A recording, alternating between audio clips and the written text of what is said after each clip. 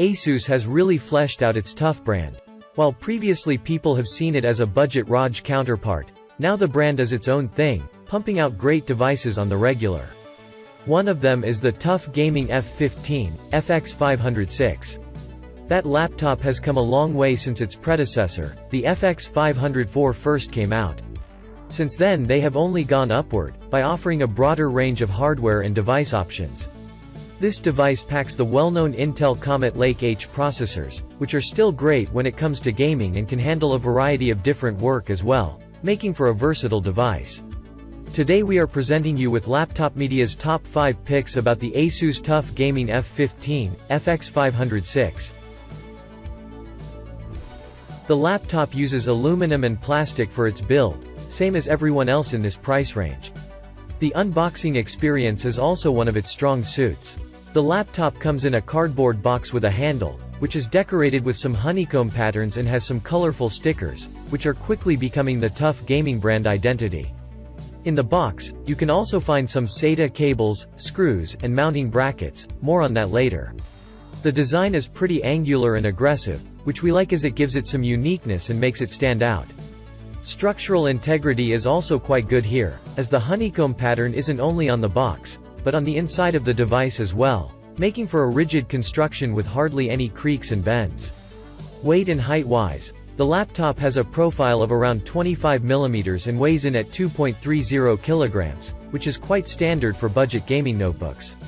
The lid can be opened with a single hand, but we would advise against doing it like that as the base lifts up as well, and then slams right back onto the table, so we would suggest you support the base with one hand.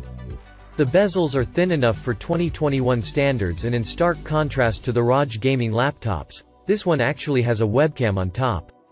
The keyboard's only caveat would be the small arrow keys, but other than that it has decent key travel and somewhat clicky feedback. The touchpad, on the other hand, is super accurate and was a treat to use. It comes with its own dedicated buttons, which have a grippy surface.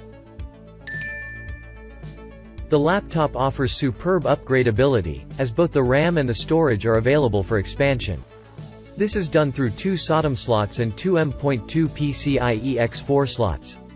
The SODIMM slots work in dual channel and can hold up to 64 GB of RAM. There is also a 2.5-inch SATA drive bay. However, it is only available if you pick the smaller 48 Wh battery unit instead of the larger 90 Wh one, so you have to make a decision. Here we will leave our detailed teardown video, in case it's your first time taking apart a laptop and you need a guiding hand.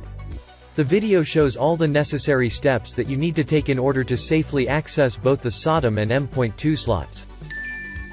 Please remember, it would be of great help to us if you just hit the like button and subscribe to our channel. That would motivate us to make even more and better videos for you. The laptop offers 2 displays to choose from. Both of them share the full HD resolution and IPS panel. The second one has a 144 Hz refresh rate, while the first one isn't specified, so we would assume that it has the standard 60 Hz refresh rate. Our review unit had the 144 Hz panel and it had decent qualities such as comfortable viewing angles, a maximum brightness of 306 nits, with a maximum deviation of 14%, and a very high contrast ratio of 1480:1. The display covers 57% of the sRGB color gamut, which is on the low end, but we are talking about a budget gaming laptop, so it's excusable. Color accuracy, respectively, is just as expected, given the low color coverage. Both with the factory settings left and with our design and gaming profile applied right, we got similar scores which aren't good. We'll let that slip because of the complete absence of pulse width modulation, which is much more important for a gaming laptop. Your eyes won't hurt even after long gaming sessions. The cooling on the device is really well thought of. There are a total of 3 heat pipes, which would seem like too little, but they are quite beefy and made from copper. 2 of them are shared between the CPU and GPU, and the third one is intended for the GPU only. There is also a metal bracket, which helps dissipate heat from the video memory modules. Interestingly, while there are 3 heat sinks, ASUS went against one of them cooling the VRMs. The cooling does a fantastic job, with our stress test showing that even after 15 minutes of heavy load, The Core i7-10870H remains at a very reasonable 73 degrees Celsius, running at 2.43 GHz. The comfort was 50-50, as while the outside temperature sat at a measly 36.8 degrees Celsius, the fans were quite noisy, especially if you switch the turbo mode on. The I/O is missing some key features, which would have really set this laptop apart from its competition.